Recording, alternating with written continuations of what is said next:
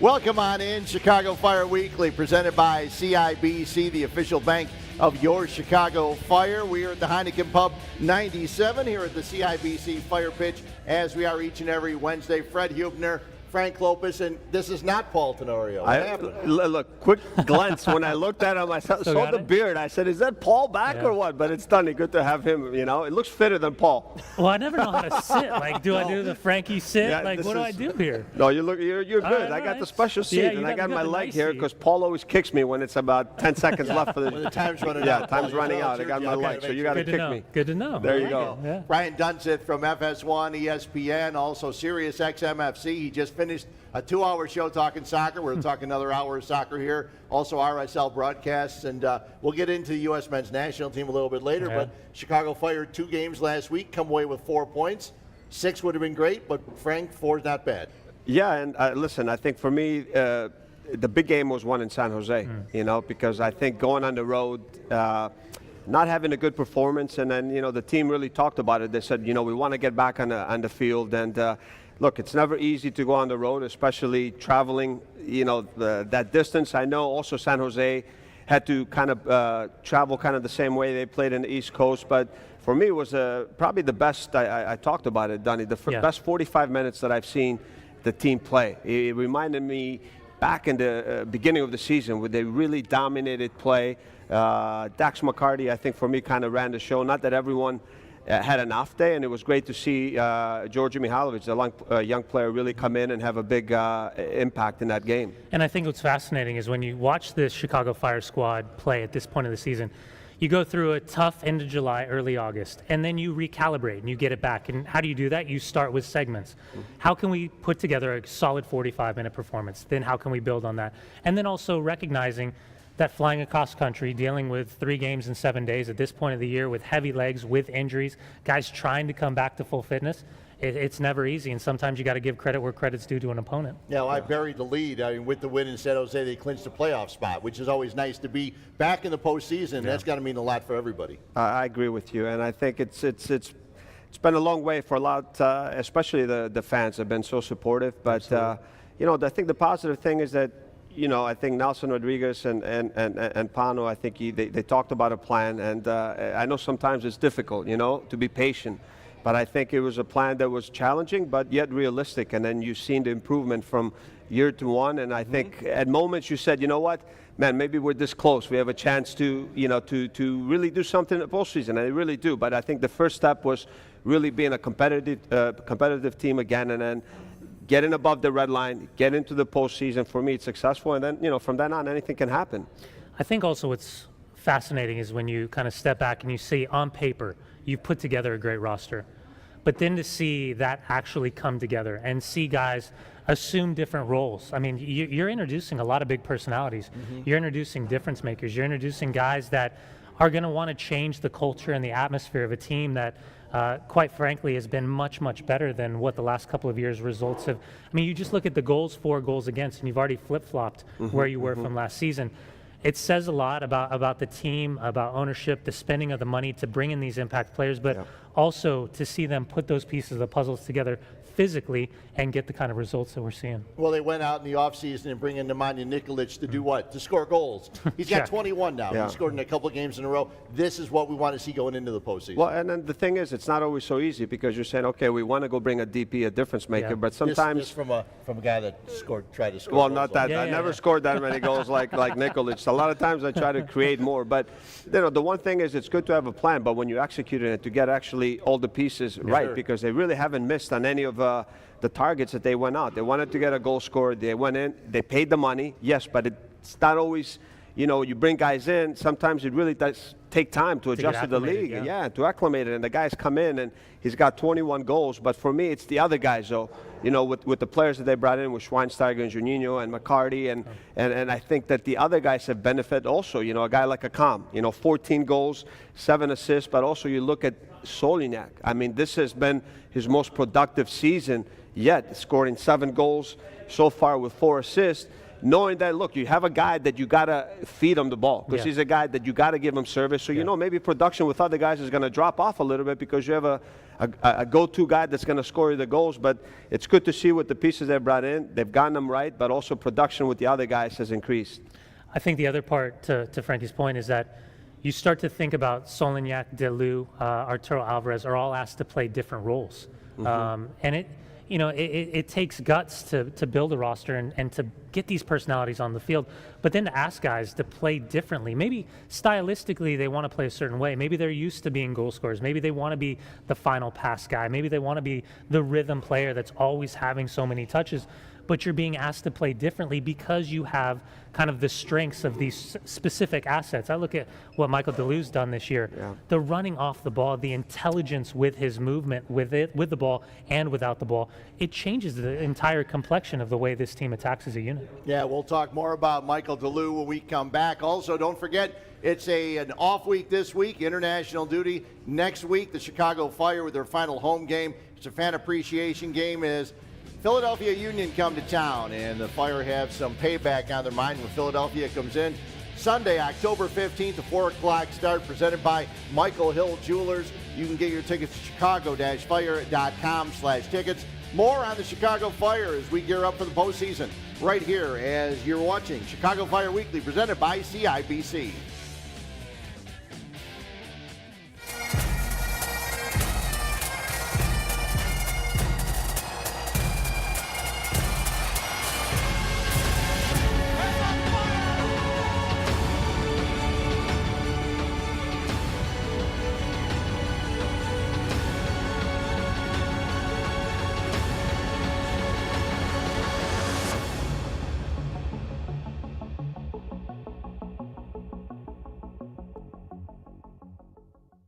Heineken tastes perfect every single time, and that doesn't happen by accident.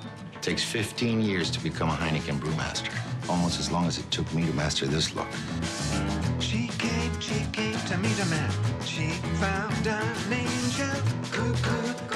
Ba-da-ba-da. What's his name now? Ba-da-ba-da. Still practicing. It takes 15 years to become a Heineken brewmaster. There's more behind the star.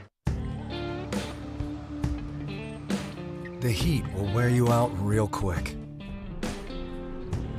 And we've been through some hot ones. It's very physical. You gotta take care of your body and stay hydrated because every moment matters. That's why I drink Advocare Rehydrate. I've got a job to do.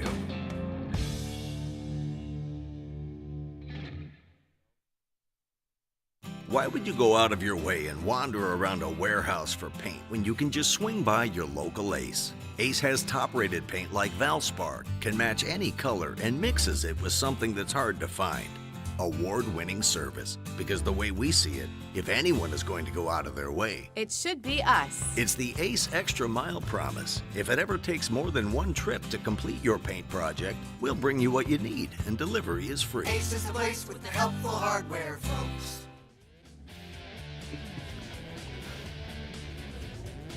Welcome back in Chicago Fire Weekly, presented by CIBC. Fred Hubner, Frank Lopez, Brian Dunseth, nice enough to join us. Paul Tenorio down in Orlando as he's covering the U.S. men's national team. We'll talk a lot more about that. You can also catch his article on 442.com talking about what would happen if the U.S. doesn't make the World Cup. Hopefully next week we won't have to worry about that as they have games coming up Friday and Tuesday. But we talked about the San Jose game a little bit, guys, and this past weekend the Fire had a chance, one of the biggest games, full house at Toyota Park, and a 1-1 draw with New York City FC. It looked like the Fire were going to hold out to that one. Bad things, unfortunately, happening for the Fire in that game, but it was nice to see the Fire take the early lead, unable to hold on to it, though.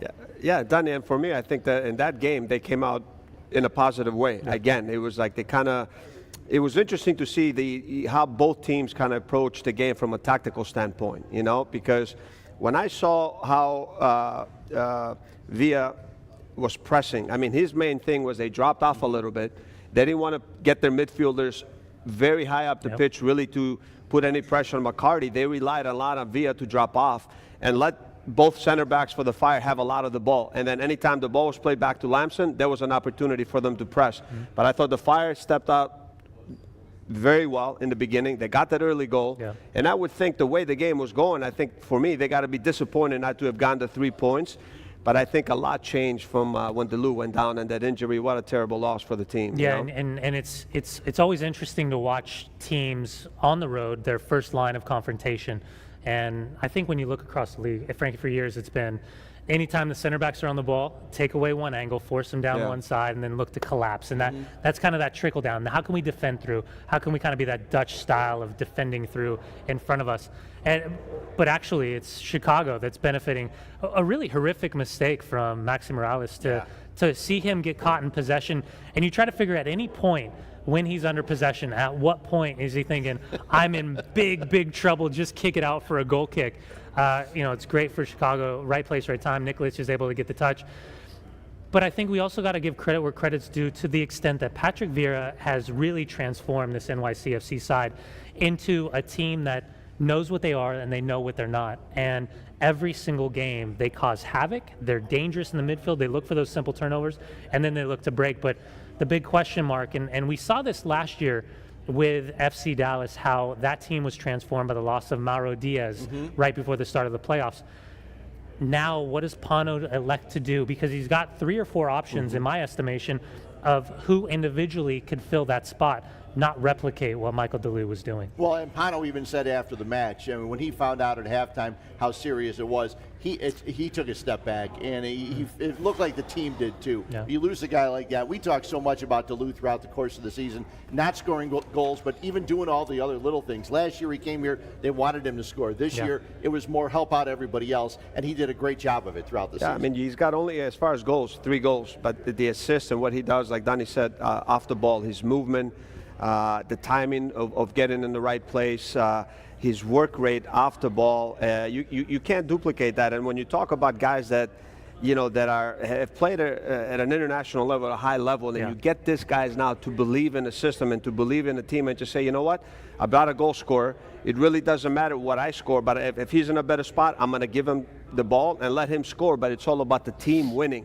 Everybody's bought in to what Paunovic is trying to do. Yeah. And then this guy goes a long way. When you have players like that doing that, it's a big loss for me, Donnie. Yeah. I mean, you go into it's really a big loss, and you can just see even when he came out, the 25th minute, the impact that he had on the team, because I think they lost their way a little bit into the game. Not that the second half that NYCFC dominated the game, but they had some good moments. They had some good moments late into that match that potentially could have maybe gone the 3 points, but in the end it's a fair result. But for me, it's a big loss. And you're right. It's interesting to see now which way Pano goes. Yeah, and to your point, I don't think you can say enough about Michael DeLu and what he's been this season, because he won't get the plaudits that the other players are getting, because the massive names and the numbers that are being put up. But you see the intelligence of the individual player. You see with and without the ball how talented he is with his movement, his technical ability, the running on the defensive side. I mean, he frees up David and Arturo and Lucho and Nikolic up top. He gives them opportunities, but then once that ball's turned over, he finds that little snapshot, that little bit of a window. He's able to technically be able to punish the opponent. And for me, that's every team in this league makes mistakes, and makes a lot of mistakes over the course of a season. But you look at the way Chicago's been built, and this year the biggest difference for me is they're killers. They put their foot on the throat of the opponent when they make mistakes. Those front 4 players, especially, and I think they went through a period where the timing of the movement wasn't there. And I think most teams go through that. But I think when I saw them back in that San Jose match, I think that the movement of the front 4 and the understanding, if Nikolic comes, DeLu's going to go.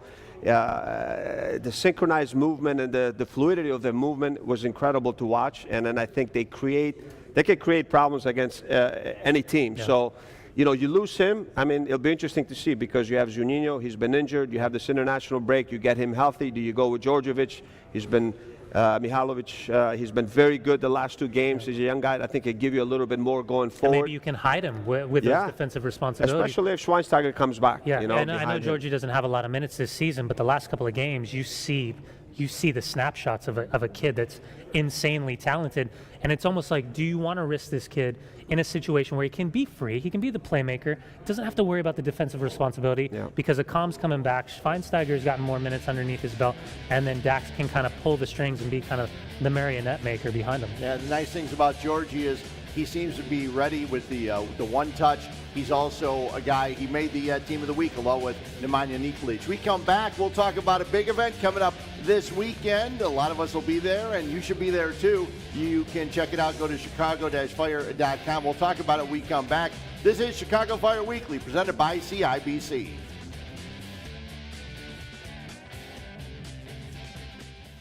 Go inside the lives of Chicago's biggest sports stars, only on Inside Look, presented by Cadillac. Your questions answered. And it got this big because basketball got this big. Idols revisited. They bring the atmosphere and the energy that you need throughout the grind of the season. And the stories behind the headlines revealed. Definitely a moment that I'll never forget.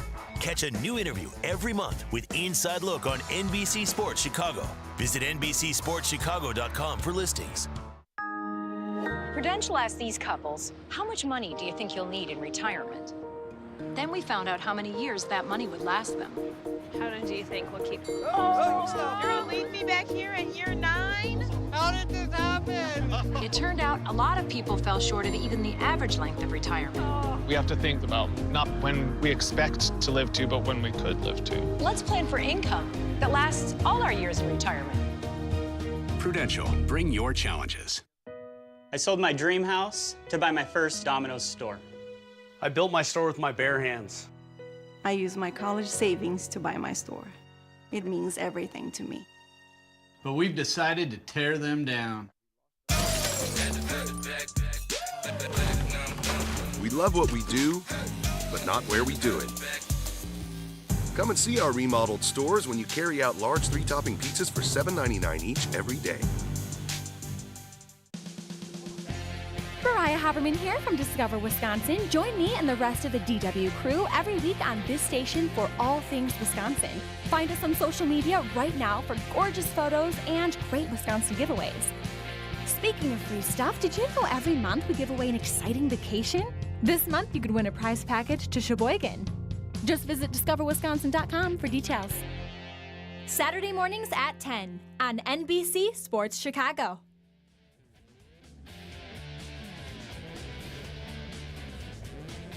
Welcome back in Chicago Fire Weekly, presented by CIBC. 20 years ago, the Chicago Fire started.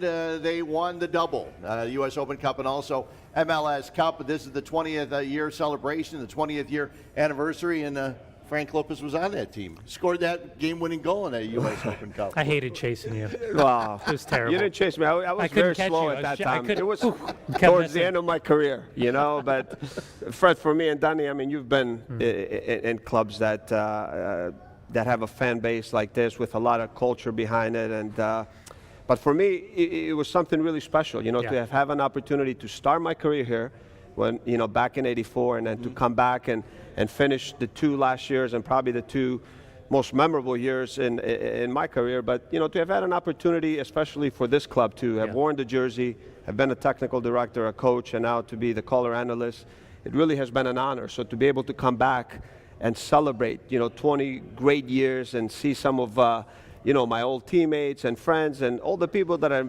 involved in this organization and talk about some of those great moments in the past, but also about the present day and the great work that the team is doing right now. I think it's, it's going to be a memorable night. Listen, this is from an outsider, the utmost respect for this club, and I remember chasing around all the originals back in the day, and it sucked. It was terrible. But I've always had this fascination about this club and the relationship with the fan groups and the players, and talking to guys like Johnny Bush and how kind of you can become this kind of cool, iconic, weird, symbiotic relationship where you bleed for them, they bleed for you. And then watching how the organization and the groups kind of figure out organic relationships and the importance of it. I've played for a lot of clubs in MLS, probably too many, and way more than I ever should have. But there's not listen, I'm jealous and I'm envious at the same time, because there's not a lot of clubs that have this ability to have the fan base and the club and the player relationship in this league. It's a very organic situation, and it's fun to kind of step into the stadium now as a broadcaster and not be an opponent, not get screamed at, not get yelled at, and kind of watch this cultural atmosphere continue to develop and evolve. The fans from Section 8 putting together the 20th anniversary celebration coming up this Sunday night, 6 o'clock at the Chicago Cultural Center. You can get your tickets if you haven't gotten them yet. ChicagoFire20th.com. It's 6 till 10 o'clock. I'm sure there'll be an after party if you know some of these guys. Chicago Fire 20th year anniversary, and among the players that are going to make it.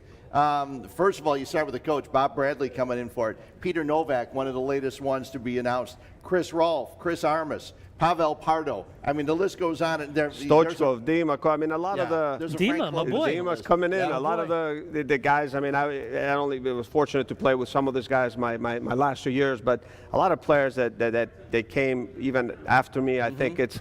And it speaks, like Danny said, to the relationship that the club has built with the fan base, and what, whether you played 2 seasons, 1 season, or 1 month, you still have that connection because the way you've been treated. And to be able to share this day with our great fans, because for me, Danny, I think for me the fans are the lifeblood of any organization, of any team. And I can't wait to be there with them to celebrate 20 wonderful years. And obviously we all wish for many more great ones to follow. I'm watching the highlights, and I'm just thankful that so far I'm not a part of the wrong side of these highlights. I mean, you think about some of these teams and the talented. Look at Bocanegra with the blonde hair. Yeah. Pobrozny. I mean, it's frightening. There you go. That's when I could hop over things. I can't do that now. My knee would come off right now. But I mean, Zach Gibson. I mean, you think about all. I mean, even in the days where we shall not name the artificial surface, but I mean, it was a fun time. It was always one heck of a match to come. You know what? And it's great to really remember some of the people from the beginning. Even our owner like Phil Anschutz, and I think Peter Wild and Bob Bradley, that really did a very good job just laying the foundation for the success that this club had for years to follow, both on and off the field, because they really brought a team together, but they really understood what it means to connect with the fan base, to really be a part of the community, and they did that. They're the ones that kind of started everything from the beginning, and then other people kind of took it to a different level. And obviously, you see the work that Nelson and Pano, and then obviously to have an owner like Andrew Hoffman that's taken it to the next level. It's great to see and to celebrate it. The 20 wonderful years of the club. Yeah, and you talk about players that have played here, and even this last weekend when NYCFC was here, as soon as the game was over, Sean Johnson went right over to Section 8 because he knew how much the interaction between him, especially a goalkeeper sometimes, where his back is right to Section 8 throughout the course of the game, and he knew how much those fans were. So well, and to that point, I mean, there comes a time when all of our careers come to an end, or that the time with your club has come to an end. And it doesn't have to be bad. It actually can be something that after certain time has passed, it can be celebrated, and it's important. I mean, again, being an outsider and watching how this is playing out in real time, seeing the fan group and the club and the past players and the current players, I for one am envious and insanely jealous, because again, not a lot of clubs have this opportunity to put something as organic and as special as this fan group has been able to put together. I agree. Yeah, the 15th was a wonderful night. I'm sure the 20th will be even more fun. That's this coming Sunday, the Chicago Cultural Center. Again, you go to ChicagoFire20th.com, the Chicago Cultural Center, 6 till 10 this coming Sunday. We come back, we will talk much more about the Eastern Conference and what's going on. Just 2 games remaining for the Chicago Fire. The next one coming up against Philadelphia at the Toyota Park, October 15th. We'll talk about that and much, much more. Chicago Fire Weekly, presented by CIBC.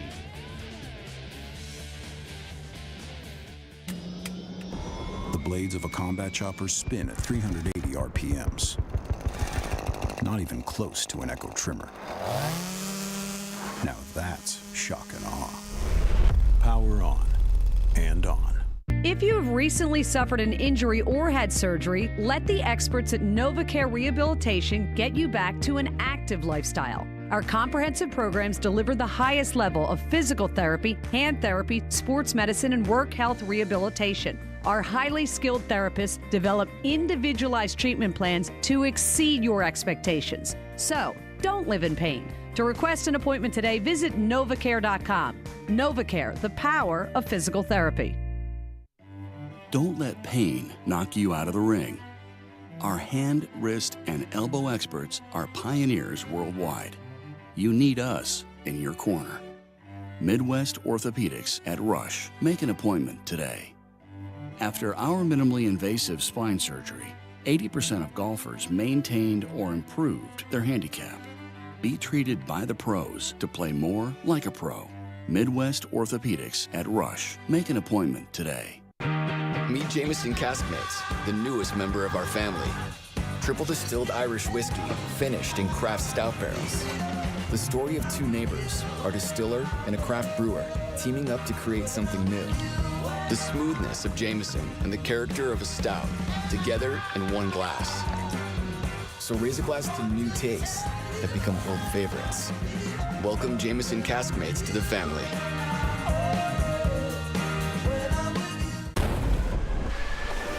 What's more powerful than the winds of a Cat 5 hurricane? An Echo backpack blower. So, yeah, it'll clear a path. Power on and on.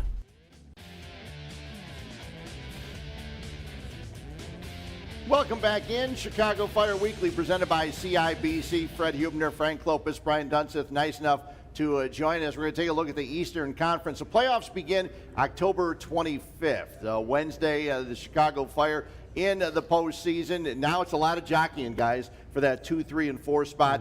TFC ran away. They win the Supporters' Shield with 65 points. But Atlanta yesterday had every opportunity. They suffered their first loss at Mercedes-Benz Stadium, and that makes it even more interesting in these final couple games. It's going to be tight, right? When we thought, like, maybe second spot or, was going to be locked up. But anything can happen right now from second to 6. And then, Dunny, we still don't know with the game with the Orlando, the Dallas situation, how that gets resolved. Because, if they get maybe Orlando gets a couple more points, then, changes the complexion. Changes a lot. And what's interesting about that specific situation is that before the match, right before the match, Oscar Pereja and FC Dallas decided to take Michael Barrios out of the starting 11.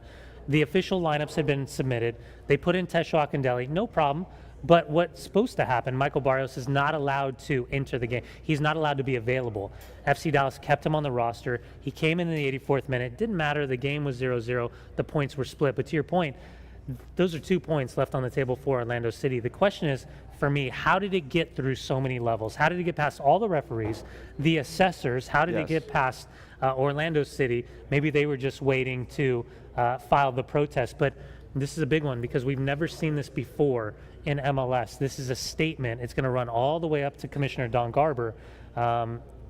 He has to figure out a way to punish them. Yeah. But the question is, how exactly are they going to punish FC Dallas? We were talking before the show, and if you're Orlando and you see this guy going in, do you say, you don't say anything beforehand, but do you say something as soon as he goes in?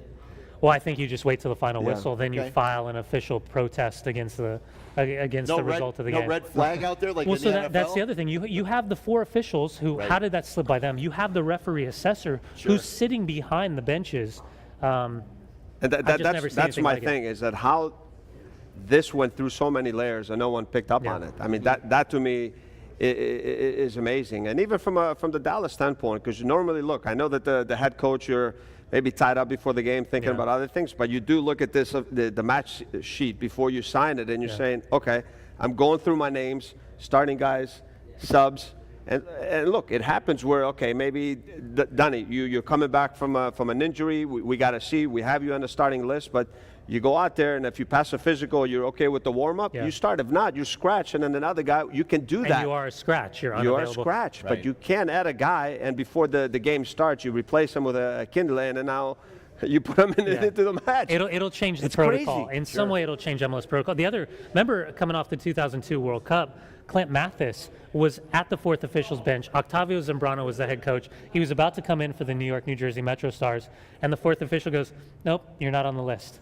And he couldn't come in, and it was the first game back from the 2002 World Cup in South Korea and Japan. There's just never been – there has to be a precedent set by Don Garber. The question is it points? Is it some type of fine? Or is this taking away some sort of allocation money going forward for next year? Well, I tell you, if it's points, then everything changes because that last playoff spot. But also, I mean, everything's wide open now because Atlanta, you know, really with the game last night, and you can just see the players that they were missing, maybe 8 games, you know, in 24 days. But for me, I think they had the game. They were playing a man down. They get the second goal, and it was, for me, poor game management the last 8 games. You know what I mean? You give up the second goal, but you can't lose that game. Yeah, you can't. Not at home. And there was so much talk about how it's a benefit for Atlanta because they're going to play all these games at home. Well, it is a benefit, except they had to play a lot of games in a compressed area of time. You want to know where the benefit was? It was in their wallets getting fatter because they weren't at Bobby Dodd. They weren't paying rent. They backsided all of these games. And talking to Carlos Bocanegra, he knew it was a risk. He absolutely knew it was a risk. But even more so of the risk, I still, for how amazing and one hell of a coach Tata Martino is, and you cannot question how good he is. I guess I am going to question, how is he relying on Josef Martinez, Miguel Amaron, Villalba, Greg Garza, Assad, Carmona as much as he has? Because games in hand are great when you start to think about it, but when you're playing Saturday, Wednesday, Saturday, Wednesday, Saturday, Wednesday, Saturday, Wednesday, and for all of these home games, it's nuts on an artificial surface to ride these players the way he did. Right, and that's the thing. You're right, and I think, you know, he's missing a couple guys now in international duty. But for me, when I look at that game, and you're right, I'm going to question because I see the way that the game was managed the last 8 minutes. You score a second goal, and then for them, it's almost like they know one way to play. We're just going to push numbers forward, but their biggest problem is in the back. When teams have set back, and then the only thing is when I saw Dunladi come out, and I'm saying, man, that's an opportunity because these guys are pushing the game. But I'll tell you what, I think that you can see the momentum change. They got too much space to go at them. They turned the ball over with numbers forward, and I'm saying, listen, you cannot drop. I mean, you can, okay, you get a point, you're fine. Throw in another center back, play the 3, put 5, park the do bus. something. And this is where I feel from that standpoint is that Paunovic with this team is that he feels the game, and then he's already a step ahead of the other guy. He doesn't react. He anticipates 2 moves ahead. And to be fair to Tata, maybe that is the inexperience of playing these amount of games on turf as well as his first year in Major League Soccer. Because I guarantee you, he won't make that same mistake next year. No, I don't think so. So you have TFC at 65. Then the battle for second, you have NYCFC at 56. 53 for Atlanta, the Fire right there at 52. So you see in the standings, we were talking about if Orlando gets those 2 points, they're at 41, just 2 points behind the Red Bulls with 2 games remaining. Orlando's games, Colorado and Philadelphia, and the Red Bulls, they have 3 games remaining, but they're all relatively difficult. Vancouver, DC, and Atlanta. We come back, we will talk more about the Western Conference as the Chicago Fire, they've got the international weekend off, and they are back in action October 15th. Philadelphia Union come to town. Go to chicago-fire.com for tickets. You're watching Chicago Fire Weekly, presented by CIBC.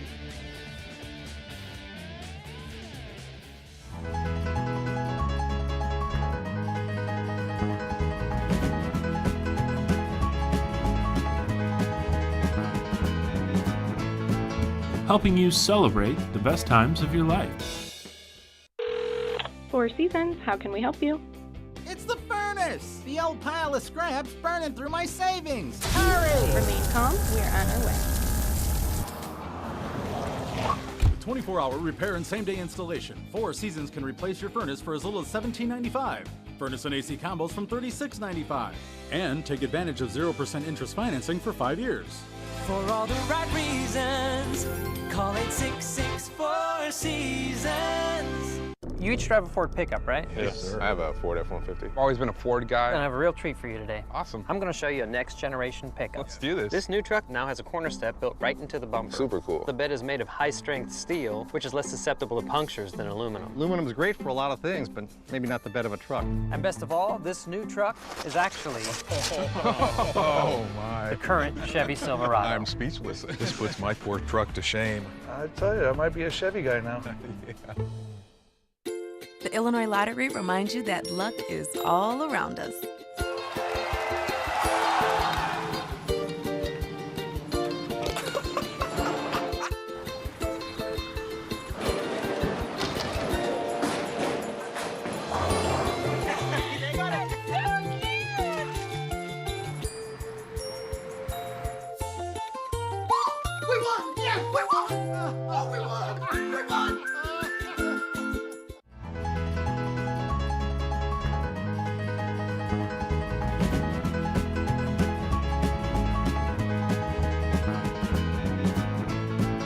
helping you celebrate the best times of your life.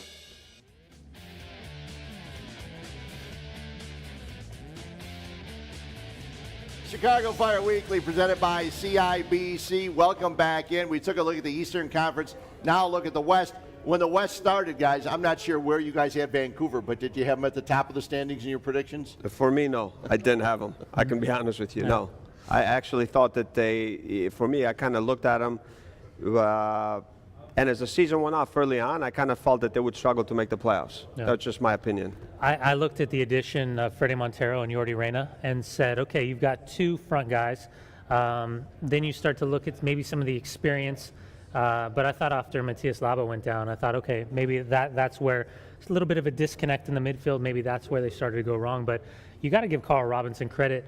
I think this is hands down the best roster that Vancouver has ever put together.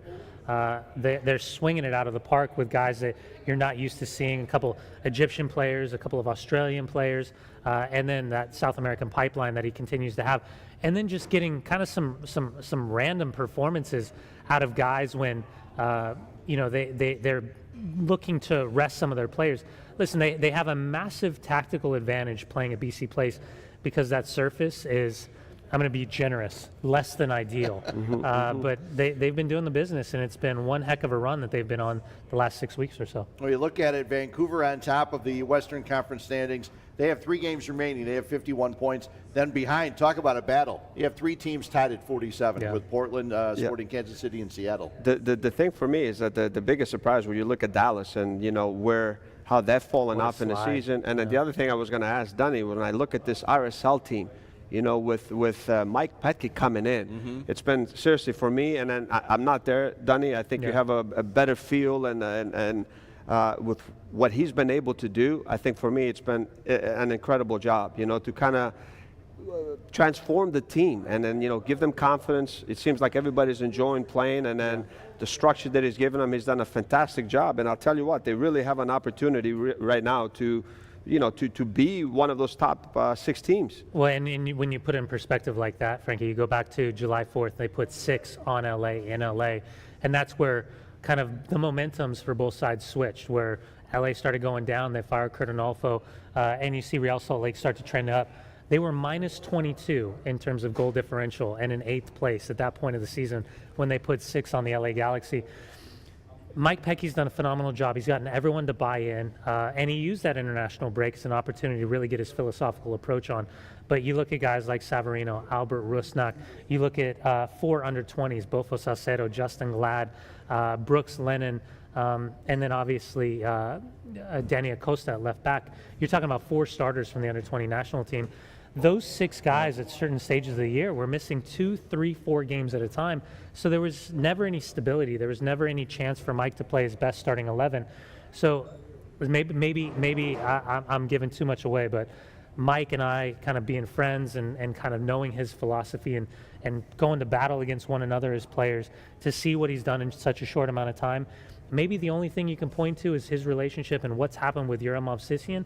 Outside of that, it's been a kind of a seamless transition, and Craig Weibel deserves a lot of credit as well. It's fantastic, really. It's been great to see, and a lot of credit to both of them. Yeah. You look at the Western Conference, too, in Seattle, as you go into postseason, Seattle's always going to be there right now. They're in 4th. They are tied along with Portland, Sporting Kansas City, and Seattle themselves. And, when it comes this time of year, they always seem to play their best soccer. Yeah, and it's a different team, Seattle, this year. Jordan Morris' injury has its own implications. Guys like Brad Evans haven't played a lot of games. But they went through that massive stretch where they just weren't losing. They were leaving a lot of points on the board, but up until that game at Salt Lake when they lost 2-0, you just felt like every time that they had a couple of impact players that could do some damage. But Peter Vermes and Sporting Kansas City winning the U.S. Open Cup, Portland and Valeri getting run of games and goals, it's tight. The Western Conference is fun. It's tight. I'm still going to go. I mean, I know we're good friends, but I just feel like in a playoff series in 2 games, if I look at the teams, and I look at this Kansas City team, and I can see how organized that Peter's going to have them. Really hard to break down defensively. Everyone, the one thing you can say, how are they going to get the goals? How are they going to score? Hopefully this guy Rubio can come through in crunch times. But I just feel, for me, one of the teams in the West that I had him in the beginning. I picked him, and I'm going to stick with him all the way through to come out of the West. Well, and to his point, you think about trading a guy like Dom Dwyer halfway through the season. You get him out to the Eastern Conference. You bring in 1.2, 1.5, but you keep it in-house, meaning that you can keep all of that money, all of that asset. I did the game before he was traded to Orlando in Salt Lake, and I was watching Diego Rubio, and I know he's coming back from the ACL tear. I didn't really think much of him, and maybe that was just a fitness issue. But then once he's traded, you think, okay, maybe they're just putting it in for the year. Maybe they're just saying, okay, I've got Jerso, I've got Latif Blessing, I've got some attacking pieces. They've changed the way they played with Rubio. They don't play the same way when they had Dom Dwyer. You know the one thing, Donnie, that you see players when you play, your team plays against them. So when we did the game in Kansas City, I think it was maybe 2-3 games into that trade deal, and the one thing that stuck out to me, and I talked to a couple players from the KC team, and then I saw this guy Rubio, and then the one thing, and I'm taking nothing away from Dwyer, is that his ability to be a better hold-up player. Yeah. He doesn't lose that many balls. You can play to him, difficult situation. Look, he's physically... He's got like a turtle shell. He kind of like goes up with big. his back, you can play the ball, and, his ability to play 1-2 touch, technically very good, but keeps possession, doesn't lose the ball. And I think, that's something I felt that Peter knew in him, and I think he needed some games to get his fitness back after his injury. ACL's ACL. The international break coming up this weekend. The Chicago Fire off until October 15th, and their final home game of the season as they have their Fan Appreciation Day, a 4 o'clock start at Toyota Park on October 15th, presented by Michael Hill Jewelers. Get your tickets at chicago-fire.com/tickets. And I mentioned the international break. We will talk about the U.S. men's national team and what they have ahead of them when we come back. It's Chicago Fire Weekly, presented by CIBC.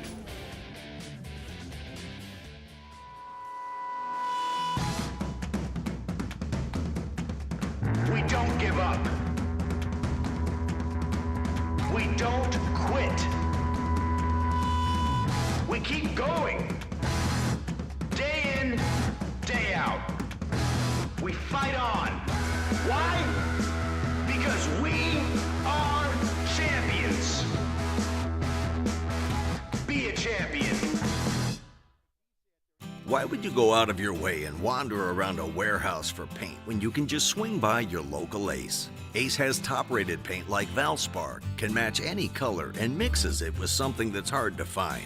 Award-winning service, because the way we see it, if anyone is going to go out of their way, It should be us. it's the Ace Extra Mile promise. If it ever takes more than one trip to complete your paint project, we'll bring you what you need, and delivery is free. Ace is the place with the helpful hardware, folks.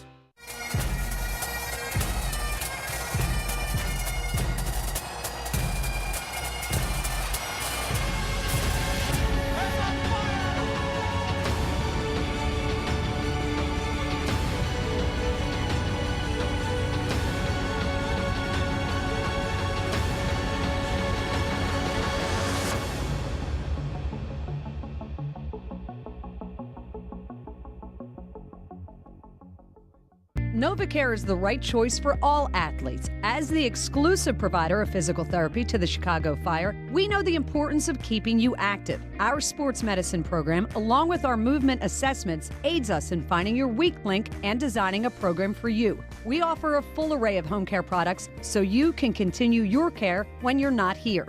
To request an appointment at any of our convenient Chicago locations, visit novacare.com today. NovaCare, the power of physical therapy.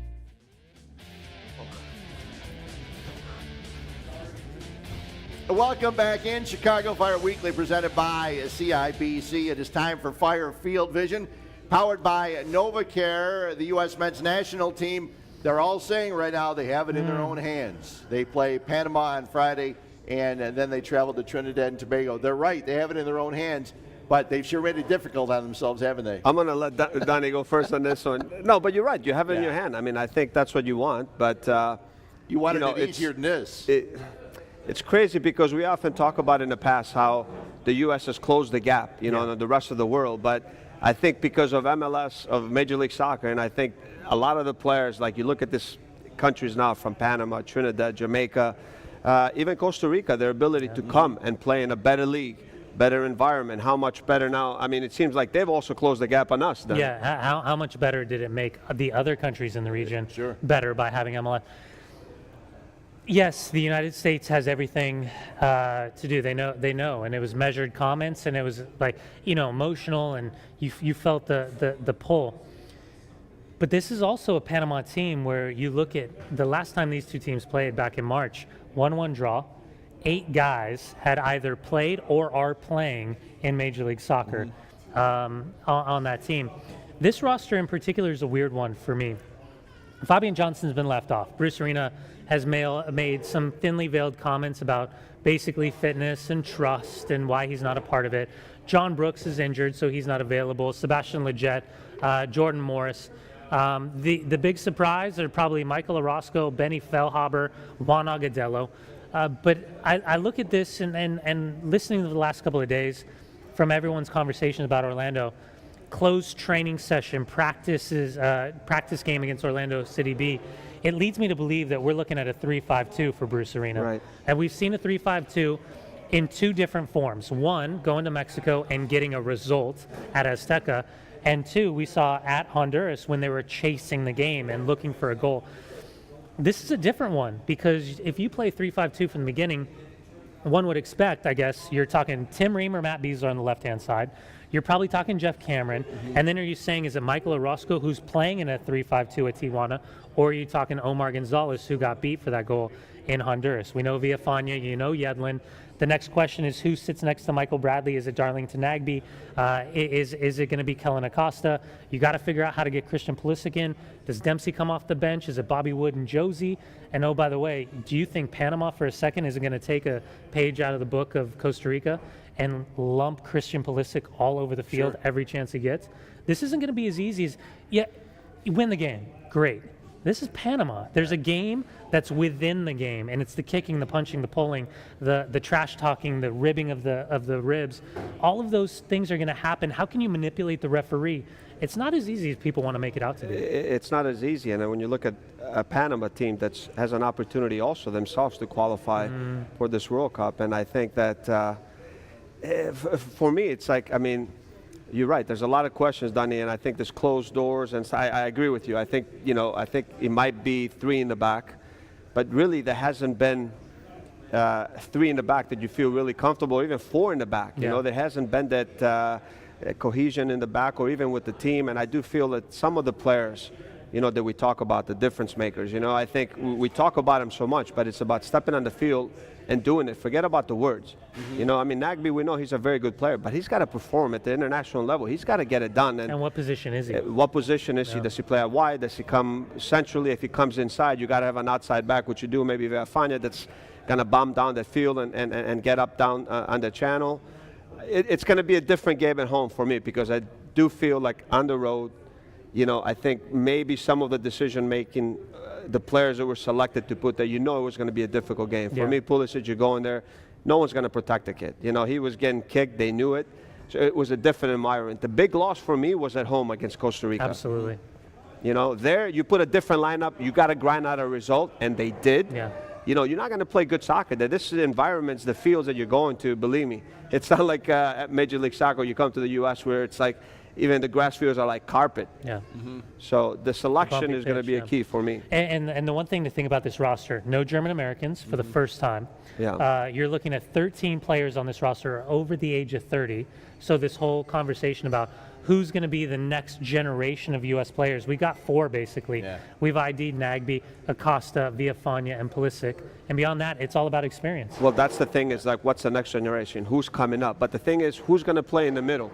Everyone talks about, okay, we don't, a guy like Beckerman that was such a big-time player that knew his role. Pivot 6, You have Acosta that comes in. He's not going to sit there so much. For me, I'd like to see a guy like Dax McCarty get an opportunity who's done that role here. Sure. He's been fantastic. You see the impact he said. He understands the game very well. And then he can sit behind Bradley and kind of organize play from deep there. So Dax is like Kyle, and Kellen Acosta is like Jermaine Jones.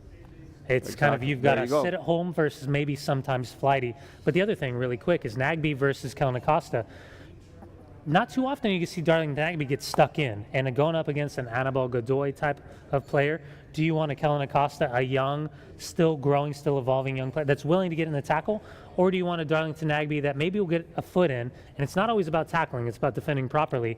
But sometimes you need a little bit of bite in that midfield, and I'm not sure you can rely on that. For me, Nagbe is a very talented player, good under pressure. You can play him the ball. For me, in a difficult match, you see a guy that you can count on and he can pull through. That's still my question mark for him. Yeah, on the way in today, I was listening to, Sirius XMFC, and Bruce Arena had commented, and he mentioned Nagbe right off the bat. I'm still waiting. I'm waiting to see it, and hopefully we'll see something on Friday. We come back, we will take a look at Panama and Trinidad and Tobago. We'll wrap things up and also take a look at what the Chicago Fire have coming ahead of them. This is Chicago Fire Weekly, presented by CIBC. Go inside the lives of Chicago's biggest sports stars, only on Inside Look, presented by Cadillac. Your questions answered. They got this big because basketball got this big. Idols revisited. They bring the atmosphere and the energy that you need throughout the grind of a season. And the stories behind the headlines revealed. Definitely a moment that I'll never forget. Catch a new interview every month with Inside Look on NBC Sports Chicago. Visit NBCSportsChicago.com for listings. Prudential asked these couples, how much money do you think you'll need in retirement? Then we found out how many years that money would last them.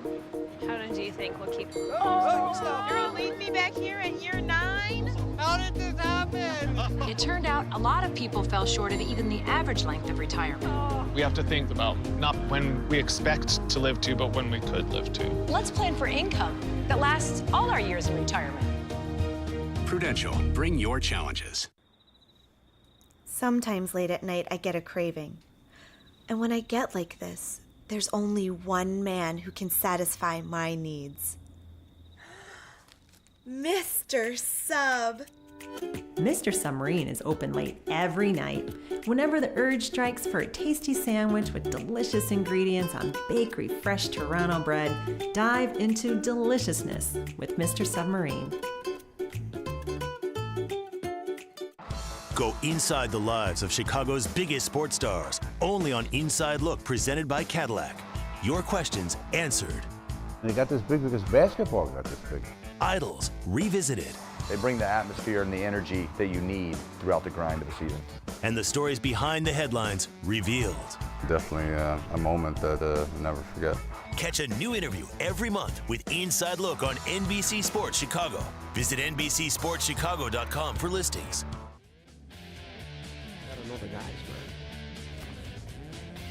Welcome back in Chicago Fire Weekly, presented by CIBC. Time for the Valspar Primer. Valspar, the official paint of your Chicago Fire. Fred Hubner along with Frank Lopez. Brian Dunseth, nice enough to join us. Paul Tenorio is down in Orlando as the U.S. men's national team getting ready to play against Panama. And you can actually, if you're looking for someplace to watch the games, you can come right out here to the Heineken Pub 97 at the CIBC Fire Pitch. You can catch the games on Friday, USA-Panama, followed by Mexico against Trinidad and Tobago. And then on Tuesday, the U.S. against Trinidad and Tobago, and Mexico playing against Honduras. Come on out, watch the games here at Heineken Pub 97. And guys, I was going to ask, I know that in the last game that the U.S. men's national team played in the States, the Costa Rica game, they thought they'd have a nice crowd for themselves, but it seemed like there were more Costa Rican fans. Can they be assured that in Orlando there won't be a lot of Panama fans? There will be a lot of fans, but will it be as much as we saw at Rebel Arena? I don't know. It's to be determined. I mean, it's still interesting. The reality is there's no home field advantage when it comes to the United States and World Cup qualifiers. Maybe you can say Columbus. That's more of a weather thing. That was more of a psychological advantage over Mexico. But the reality is it shouldn't be an issue. I don't really buy it. I get why people talk about it, but we grew up, when did we never ever had have home a field advantage. Ever. The only time I would go to Columbus is if you play in Mexico. Yeah, then you take them there. Right. Because it was the weather, it was a psychology thing. Yeah, for us when we played, it was always, okay, we're like the road team, even when we played at home. I mean, anytime you played in the Rose Bowl, you knew there wasn't a chance. Anytime you played in New York, you knew there wasn't a chance. I mean, there's very few cities where you can say that there's an absolute home field advantage when it comes to the United States. Yeah, it's pretty amazing. Panama on Friday, then Trinidad and Tobago, they're at the bottom of the group. They don't have a whole lot to play for, but you can't go into a place that's on the road and expect a win. I guess this is because I'm thinking of Andy Williams and Tyrone Marshall and Woldy Harris and all the former Jamaican internationals. You played with a lot of those guys. They are you know so those frustrated guys, with how Trinidad and Tobago has navigated this group stage, because at times it looks like they don't have the desire to even be a part of it. And you know, now you look and you say, well, maybe Jamaica could give a run to a few of these teams, but who knows when it comes to Trinidad and Tobago what the expectations are. Mexico is going to put on a party. There's going to be a lot of goals in that game.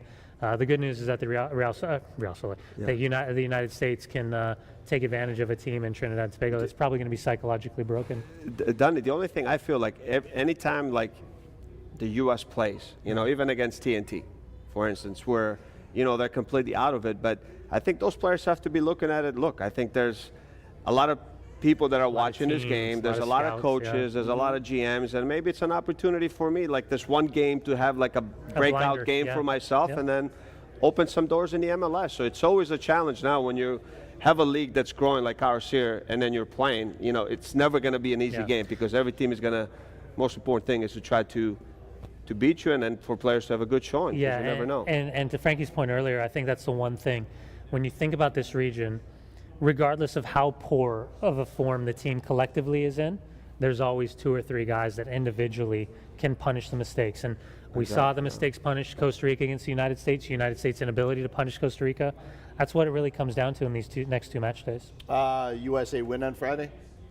Listen, I think it's going to be a difficult match, not easy, but I think the U.S., I think they're just a better team. Being at home, I just don't see them not winning and qualifying. You know, I don't even want to read Paul's article. I don't even want to go to that stage. I just feel like somehow they're going to get the result and pull through. That's just my opinion. You know? I do not fall into that group that says maybe it'd be a good thing if we didn't qualify because we can just blow it up and start all over. I don't subscribe to that theory. I hope that, I mean, every part of my DNA thinks that we're going to win, but I think it's going to be much dicier. I don't think this game, specifically against Panama, is about goals. I think it's more about the game in the game, the psychology. I mean, a guy reacting to a player getting kicked from behind, guys getting spit on, got punch, pull. You are going to see every trick in the book being pulled out in this game. Sure. That'll come up on Friday, the USA taking on Panama, and then on Tuesday, they travel on down to Trinidad and Tobago.